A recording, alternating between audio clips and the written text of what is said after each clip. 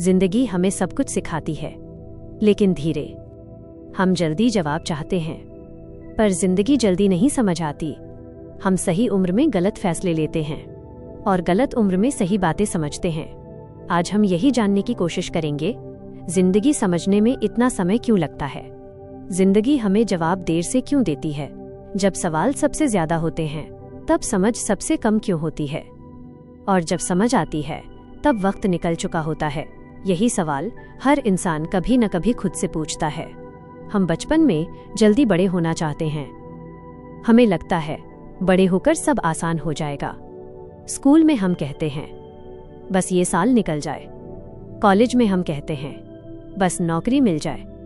नौकरी में हम कहते हैं बस थोड़ा पैसा हो जाए। पैसा आता है पर चैन नहीं आता।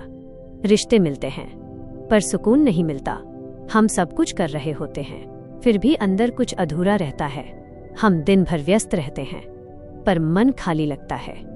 हम हंसते हैं, पर दिल शांत नहीं होता। और तभी एक सवाल उठता है, जिंदगी समझने में इतना समय क्यों लगता है।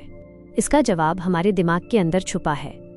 इंसान का दिमाग 2 हिस्सों में काम करता है।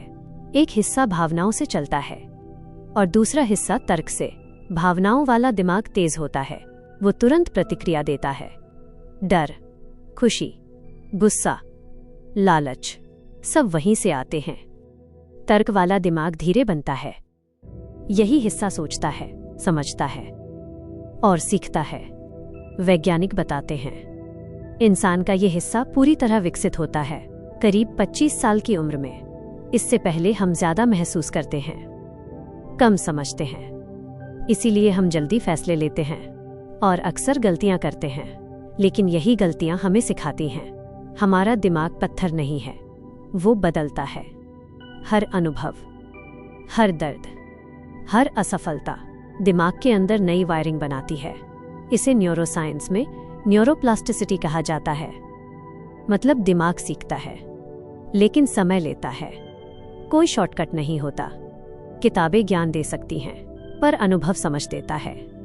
आप आग के बारे में पढ़ सकते हैं, पर जलने का मतलब तभी समझ आएगा जब हाथ जलेगा।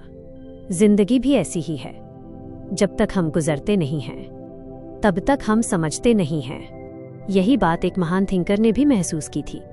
उनका नाम था विक्टर फ्रैंकल। वो एक मनोवैज्ञानिक थे। दूसरे विश्व युद्ध के दौरान उनको नाज़ी कंसंट्रेशन कैंप में कैद कर लिया गया। उन्होंने अपना परिवार खो दिया, अपनी पहचान खो दी। हर दिन मौत सामने थी। वहां उन्होंने एक बात देखी, कुछ लोग बहुत जल्दी टूट गए और कुछ लोग सब कुछ खोकर भी जिंदा रहे। अंतर सिर्फ एक था, जो लोग जिंदगी का अर्थ ढूंढ पाए, वही लोग टिक पाए। फ्रैंकल ने कहा, दर्द से बचा नहीं जा सकता, पर उसका अर्थ चुना जा सकता है। युद्ध के बाद उन्होंने एक किताब लिखी, मैन सर्च फॉर मीनिंग। उस किताब में उन्होंने बताया, जिंदगी की समझ सुख में नहीं बनती, वो दुख में बनती है। हम खुश रहने के पीछे भागते हैं, लेकिन दिमाग शांति अर्थ से पाता है। खुशी कुछ पलों की होती है, अर्थ लंबे समय तक रहता है। जब तक हम सिर्फ खुश रहना चाहते हैं, जिंदगी उलझी लगती है। जब हम अर्थ ढूंढते हैं, जिंदगी साफ होने लगती है। समझ समय इसलिए लेती है क्योंकि अर्थ किताबों में नहीं मिलता, वो मिलता है गलत फैसलों में, टूटे रिश्तों में, अकेलेपन में और ठहराव में। जिंदगी कोई पजल नहीं है जो एक दिन सॉल्व हो जाए।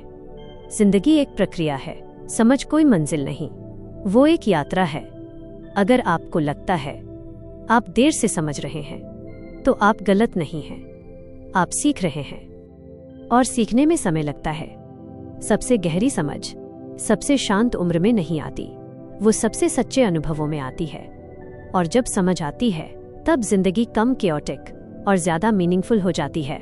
अगर आज आपको लग रहा है कि जिंदगी अभी साफ नहीं है, तो घबराइए मत।